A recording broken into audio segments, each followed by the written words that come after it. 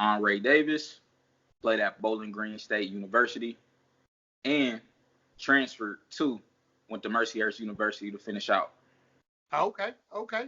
Man, so did you go to Bowling Green straight out of high school? Straight out of high school. Straight out. Okay. Man, so you qualified. That means you passed the SAT, ACT. What did you take? Shoot, I had to do the ACT, and I had to take it three times. 3 times. I had to And take then it you 3 passed. times. Man, it was a struggle. It was a struggle because I had to mix and match my scores. So the first time I took it, I had to get a certain amount of scores for a couple subjects, and then second time I had to do the same thing, and then the last time I just had to get like focus on like science or something. Okay. Knock it out. Yeah. So let me ask you this: you knew what you was gonna do when you entered in high school. You knew you wanted to go D1 and what it took to go D1. The thing was, I didn't know what it took to go D1, but I was surrounded by so much. It was just a standard. Like at my high school, I didn't even know there was like a D2, D3. Like just everybody in my school, man, was going D1. So I just knew, shoot, play football in college is D1. Like that's all I knew. Okay. Yeah. Okay. So what high school you went to? Warren G. Harding. The Warren G. Harding. Warren, Ohio. Stand up. Yeah. Sweet. So you was getting some pretty good guidance from the time you stepped on campus in high school to, hey, this is what you need to do. Make sure your grades straight, all that stuff. Man, it was just, I would say football-wise, it was the standard. Okay. So literally, it wasn't, man, like the senior class when I came in, I was a sophomore. They probably had 8, 9 dudes go D1. Like, yeah, like it wasn't. Yeah, so you practicing with these dudes. So the standard, the practice level was crazy. Like all you see is college coaches around. Just the history we had, you know, man. Like just the names like Maurice Claret, cats like that, Corey Stringer, Paul Warfield. Like you expect it. Wow. Expect it. Man, so y'all had 8 go D1? Dude, true. I'm telling you, my sophomore year, their senior class, 2007. Yeah, man, they had like 8 dudes go. It was crazy. Wow, that's dope. So, what was the practice atmosphere like with all that damn talent in one place? What we got? So at that point, my head coach was Tom McDaniels. So that's Josh McDaniels for the Patriots, his dad. Ah. So yeah. So like for real, like it's crazy. And 3 dudes from that 07 class went to the NFL. So wow. like, yeah, like, wow. Yeah, man, it just was the standard, like high tempo. I mean, physical. I mean, we was college ready. Like when I got the BG, like physical wise, like in the weight room, I wasn't far off in the weight room, just in my position. Oh, okay. So as far as like scheme and learning the defense and everything is where you had to pick up at, huh? I had to pick up, yeah, because you know, man, college, it's different ball game. Crazy, yeah. So I had to pick up. It wasn't too much because we did run a lot of check downs, a lot of audibles and stuff on defense. We had a pretty simple but complex playbook for a high school team. Yeah. But yeah, man, yeah, that was the biggest thing I had to pick up on. Okay. So what about like the early age growing up, man? Because you grew up in, you know, a rough town, man. How did you avoid those pitfalls and all that? Well, man, I had good guidance. I'm not even gonna lie, man. When I was younger, great guidance. My dad was in my life, man. He had a tight thumb on me. Shoot, I mean, man, I wasn't doing nothing. I wasn't doing nothing. So, like, sports was actually a way for me to actually get out the house, you know, just being able to be a kid. Because, like I said, my dad, he was on me, man. He was in my life from jump. He's still in my life. Nice. I mean, yeah, 2 parents. So, like, they was on me. They made sure, you know, they was on me. Nice. So, yeah, with that, I had that guidance in that area. Oh, okay, man, that's sweet, man. So he didn't miss those moments, man. So he seen you signed a letter of intent and all that good stuff. So he got the experience with you, huh? Man, all that, man. All that. Yeah. Yup. Did he play football at all, or was you the first one? Man, Was you a my dad huh? was a dog. My dad was a dog, man. It was crazy. Like, so growing up, my dad never told me he played football. Never. So one day, like, I'm downtown and I hear these cats talking about my dad, and I'm like, man, my dad? Because all he got at that time, man, until I was 12 years old, all I played was baseball and basketball. That was it. And baseball, that was my better sport out of basketball, out of the two. So Yeah. that's all I did. Hated track. So I always wanted to play football, but he was like, you got to prove it to me, type things like that. So, man, I go to my grandma's one day, and I see all these trophies with his name on it. And I'm like, you played football? Like, You been holding out on me? yeah, man. He was trying to protect me just from the injuries and stuff. Yeah. But, yeah, he was a dog, man. I couldn't hold a candle to him. Man. He got hurt, man, his junior year, man, and still went D1. Like he was a dog. Like he was a dog. So what position he played? He played tailback in high school, and then he transitioned to corner in college. So that definitely gave me an edge too, because I ended up playing corner in college too. So learned a lot. Yeah, man, that's sweet, because he was giving you the step-by-step guidance on what you need to do, what you need to be focused. Well, he probably didn't tell you, but he was just steering you that damn way, right? Yep. Oh man, so when did you become aware of what you had when you was in college? Like, did you understand the position that you was in? Like, man, I'm in a position to change a lot of stuff. Like, I can be the next one out of my high school to go to the league, anything like that? Was it a eye-opening moment that happened to make you really start focusing or anything like that? Man, to be completely honest, I look back at it now, I wasn't grateful. Okay. I was the type, if you didn't hit your goal, you failed. Like, my mindset was awful in high school. It was positive, but say in high school I scored 2 touchdowns. Uh-huh. I would never be happy for it, because I'm like, man, I should have had 3. I should have had 4. Oh, yeah. You was always competing, huh? I was always. So I went to BG, Bowling Green State University. So that's D1. It's in the MAC. My goal in life was to be in the Big Ten. I always wanted to go to Iowa, Nebraska, Pitt at the time was in the Big East. Like, I always wanted to go to those bigger schools. And I went to the MAC. I was like, shoot, like, I wasn't really grateful. I was like, man, I'm here playing D1 football, but it was like, it's not at the level I wanted to. So I wasn't grateful for it. It was crazy. Wasn't grateful at all for it. And I look back now, like, man, you was in the same position as them cats. Yeah. But I was in my own head, and literally from jump, it was like, okay. And it started to catch on more like senior year of high school. I'm like, all right, I see our schedule. All right, we playing, we get to play Michigan, we get to play the bigger schools. So I'm like, okay, I see it. But yeah, at the time, I was ungrateful in that matter. It was crazy.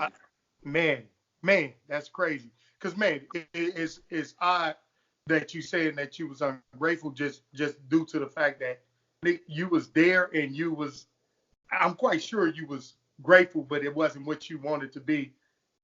So subconsciously, I'm quite sure you was grateful, but like openly, you wanted, the fame. But you gotta think though. You gotta think. In my school, like, we got cats from the old state, West Virginia, like Michigan, like, so you going to a MAC school at my school, the name is like D2. So it was like, you're right, the fame, like, you wasn't getting the love, like, oh, you gonna wear BG? Oh, that's a cool little school. That's how cats in the city, because literally we had dudes go to the MAC like that. Yeah. But our standard was just, if you don't go to O State or Michigan State, man, you whack for real. Yeah, I got you. Yeah. So it was just a high standard, because, man, when you think about it, like the next level from after college, like the big leagues, the Yep. NFL is composed of the majority of like small schools. You know what I mean? I wasn't thinking that back then. I wasn't Yeah. thinking that back then. Yeah, yeah, because most of the time, man, we want to be on ESPN every other night. You know what I mean? Yep. We want to be on ESPN, but not understanding that, man, if I just dominate the competition next to me, the numbers that I put up is gonna speak for themselves. Yup. It would have amplified. You coming from a MAC school and you locking down somebody at a big school. Yeah. Like, I wasn't thinking that. Well, it don't even per se got to be, locking them down when you play in the big school. If you putting up numbers, they going to be like, man, what's these numbers? You know what I mean? Yup. What are these numbers we talking about? Wasn't thinking that. Wasn't thinking Yeah. that at all. Yeah. So would you say if you was back in that situation, what would you do different? You know what I mean? Man, if I was back at that situation, listen, I'd have bled BG. I would have bled it. I mean, like in my veins. Like I would have literally I'd have did everything in college so much different, man. So much different. I'd just took every practice like it was my last. Cause I did. I was for granted. What about like the college life, man? How was the college life? Did you get engulfed in, the partying and all that? Or was you, man, I gotta do my sit-ups, man. I gotta get my sit-ups, I gotta get my push-ups in. Was you going crazy about the football at that time because you understood your positioning, or you was just like, I'm here, man, let me enjoy the college? Or did you even think about that? I wasn't a big partier. I wasn't. I was the type. Yeah, I was the type.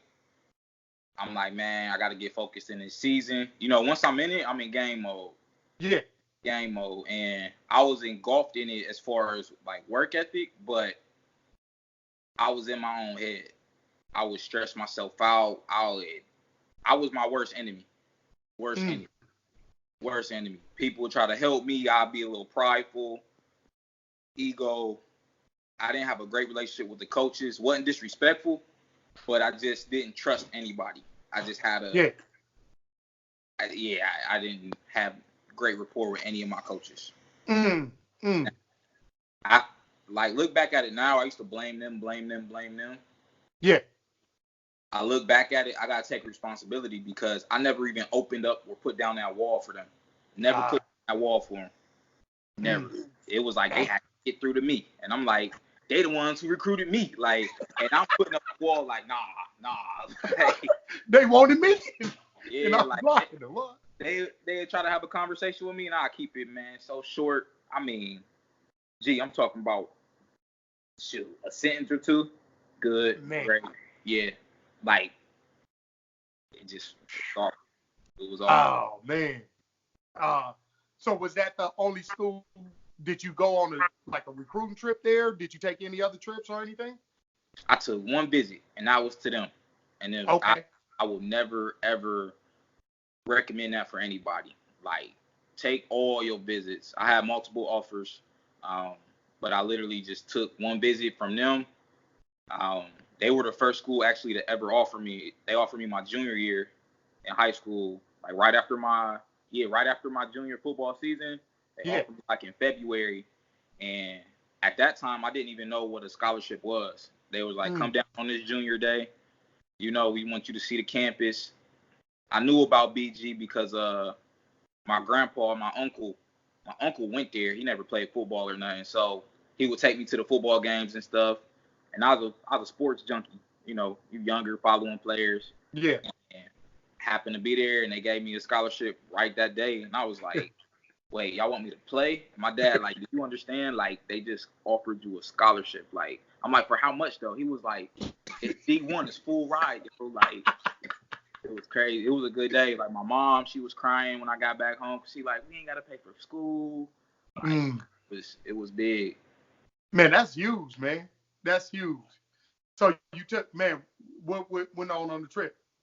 You had a good time on the trip? Man, it was love. It was love. You know how the recruitment trips be. You get in there, you got the hotel room. Shoot, man, it was love, man. You know, some of the dudes they take you out around the campus, show you how it is, the parties. It was good, but that's not what sold me for real on it. Okay. Even though that was my only trip, it wasn't like, man, I'm coming here just to kick it. It was just we had a solid team. Like we had a solid team. I liked the position I was gonna be in. We had a lot of upperclassmen, so I'm like, all right, that leave a spot for me. So it was just all it was a good scenario. What about the schedule? When you was coming in, did anything appeal to you about the schedule? Like any other big names besides when you got to your senior year? Oh, you mean like as far as like football opponents? Yeah, because what really swayed me to come to UC, because I went to junior college, so I only had 2 years left. And man, they showed me the schedule, Ohio State and Wisconsin on the schedule. I was like, but they didn't show me the fifth year safety that I was gonna be that I was gonna be competing against. That was an All-American punt returner like 3 years in a row. So I mean, there was some loyalty there that they had to, fulfill. But he was good though. He was cold. But I didn't know about him. But that schedule in itself, I was like, that schedule alone can get me into the NFL if I have with some good games. See, I don't think it was more so the schedule, because with the MAC, man, we always play two big schools in the beginning. Like we went against Boise State, like I said, Michigan, went against Florida. We always play some big schools up front. In the beginning, it wasn't really more so the schedule. It was I just had like the environment, man. It was more so, it was funny. It was in the country, but it still was close enough to the city. So I'm like, all right, I'm gonna be focused. I'm gonna be, they had great weight room facilities. So it was more of that for me. Nice. How was school for you? Adapting to school fresh out. How was it adapting to that? Man, school was rough, man. I was never ineligible, but man, you was toughing it out. I was close, yo. I had to be, man. It was. The joke was, man, I was a fifth-year study table. Like I was in the study table my whole career. Graduated out of study table. Like, hey, you the only senior got to go to study table. Listen, I'm holding study table. Like, all right, y'all, turn y'all phone. Like, I'm holding. I've been here for so long. I know how this is supposed to be read. I know how I go. I'm taking attendance. Who ain't here? You got laps in the morning.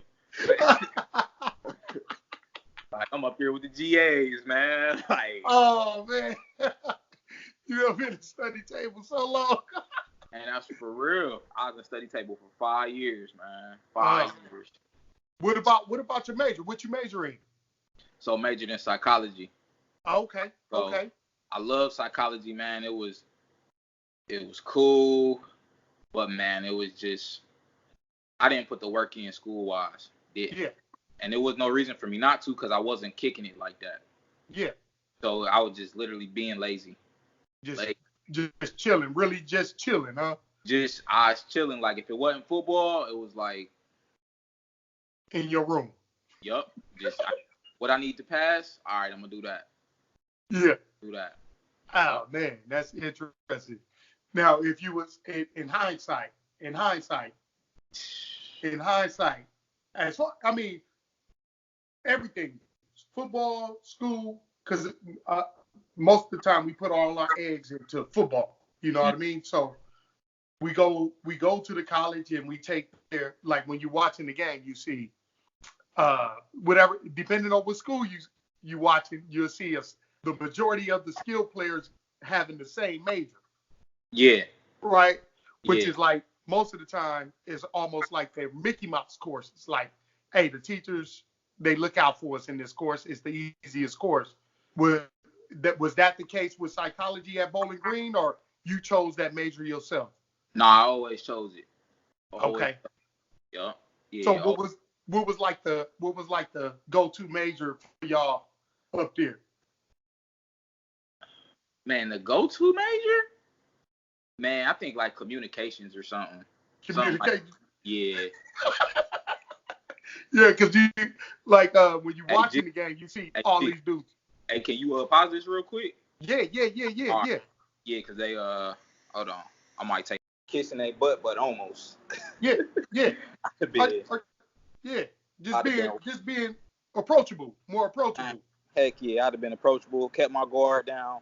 I literally would have did just focused everything on football and school. That was it. Like that was it. I wouldn't have had no girl, nothing.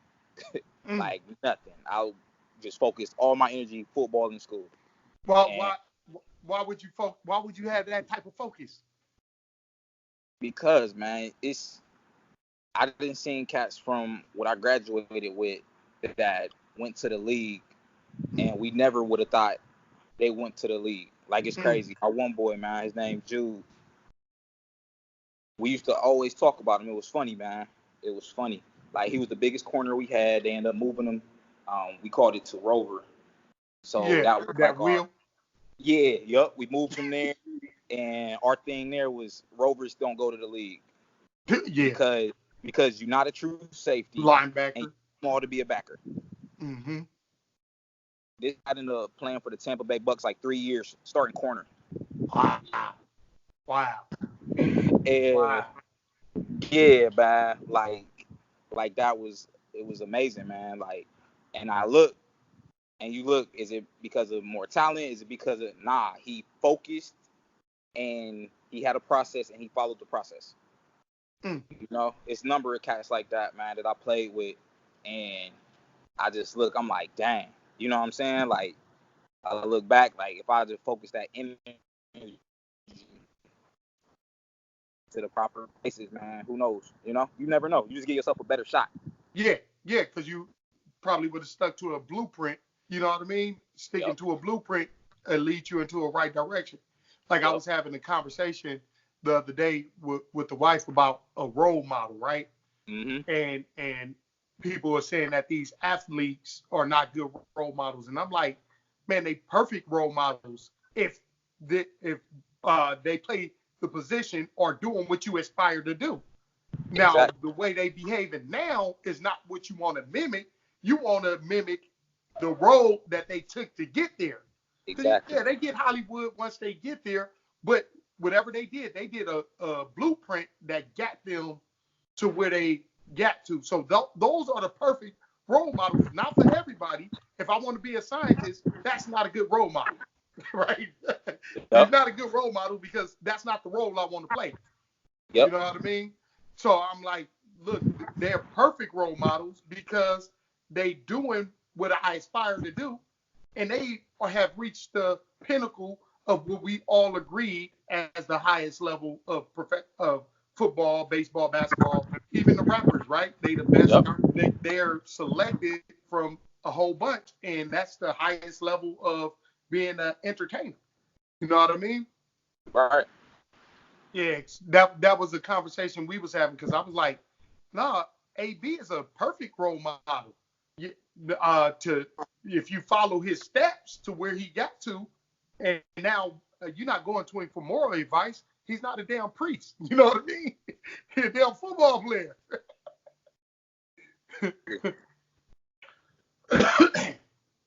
You there, Ray? Yeah, my fault. Oh, no, you good. You paused on me. All right, somebody's calling in or something. Oh, okay. Yeah, you just paused on me. But yeah, man, so what is a piece of advice you would give to an up-and-coming student athlete that aspire to be are going to the next level of collegiate sports or becoming a higher student athlete? Shoot, man, I'll say number one, make sure your heart is in it. Because you get to college, you know, for fun, you're going to see what it's like with them 5 a.m. workouts. You know what I'm saying? You're going to see what it's like with them lifts. You're going to see if you really love it, you know. Number two, make the best decision for you.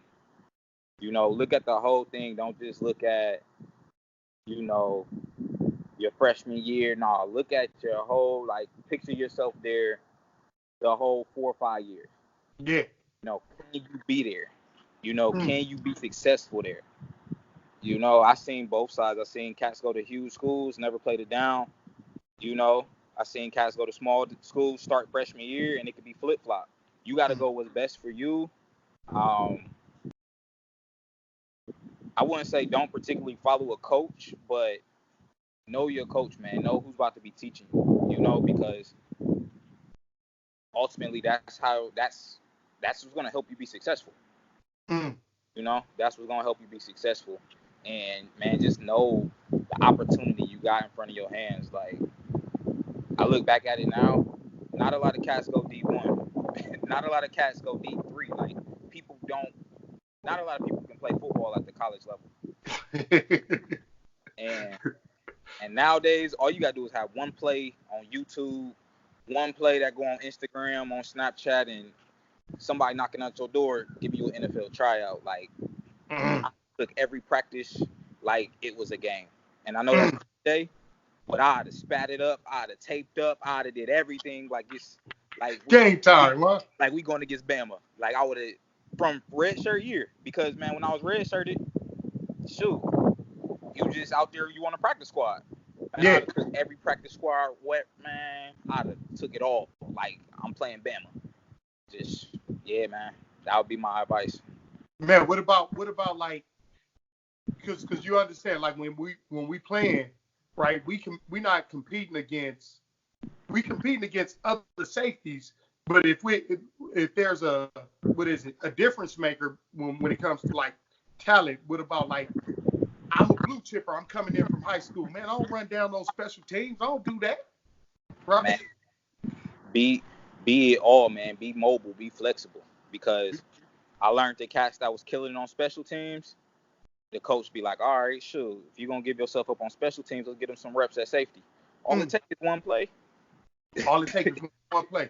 And the more opportunities you on the field, the more times you on the field, the more opportunities you given for that one play to happen. That's it, man. Coaches help you become great. Coaches will help you become, they put you in the right position. So all you got to do is show them you were willing to sacrifice. The coach didn't seen the play all week. He like, all right, let's put this dude in. We're going to have him blitz and watch it be a fumble. And watch, guess what happened? You blitz, and it's a fumble. And now you on ESPN. You know what I'm saying? Like, it's that simple. It's that simple. It's one play, man. One play away. One play change your life. I'm telling you. All right, man. Well, thank you for your time, man. I appreciate you giving me some of your time and sharing your experience with us. Anytime, G. Anytime, man. All right, bet, man. Well, thanks for your time again, man. Enjoy the rest of your day. I'll hit you up. All right, man. Yes, sir. All right, peace.